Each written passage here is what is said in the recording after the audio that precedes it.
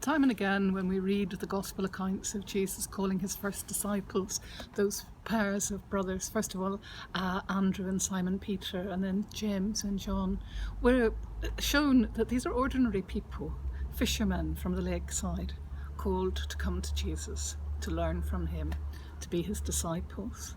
Jesus doesn't go for patronage to the synagogue or to political power, though he could have done, because of course we're told stories of how he influenced people in those places. Jairus, for instance, asks him to come to heal his daughter. Jairus is an official in the synagogue, or the centurion who asks him to come and heal his servant. So we can see that Jesus is influencing these people and known to them. We might think of Nicodemus, the member of the Sanhedrin, or even Joseph of Arimathea. But it's among the ordinary people that he chooses his immediate followers. It's among the ordinary people that he lives and works and teaches.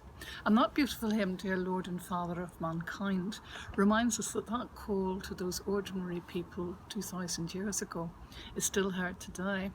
It describes Jesus' call as gracious and tender and directed at us.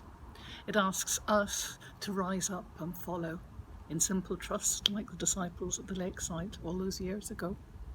And when I think about this hymn, I remember first of all that what we must do is we must seek forgiveness.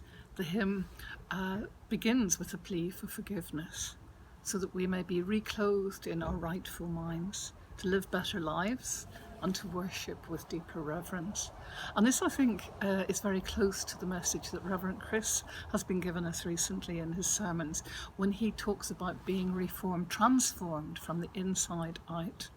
And that is part of the process of discipleship, of that transformation, so that we can live our lives as disciples of Jesus and think about what that means. And I think it's particularly appropriate for us to be thinking about that just now, as we're emerging from the recent restrictions that some of us, all of us, have been living with to a greater or lesser degree in later months.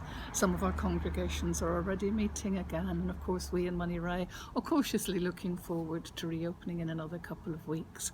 And we hope that we will be able soon to meet together. But this also gives us a time for reassessment, for re-evaluation, to think about what it means to be disciples. What does that mean, for example, in relation to our responsibility for our environment and climate change? It's interesting that some churches, the Church of Scotland for instance, are appointing officers to deal with this very question of climate change, because stewardship is part of our responsibility. Stewardship for our environment and stewardship for one another. These are all elements of discipleship. Discipleship lived in love, following Jesus' example, following Jesus' teaching, and allowing us to grow as his disciples as we live the sorts of lives that he would want us to live and that he calls us to.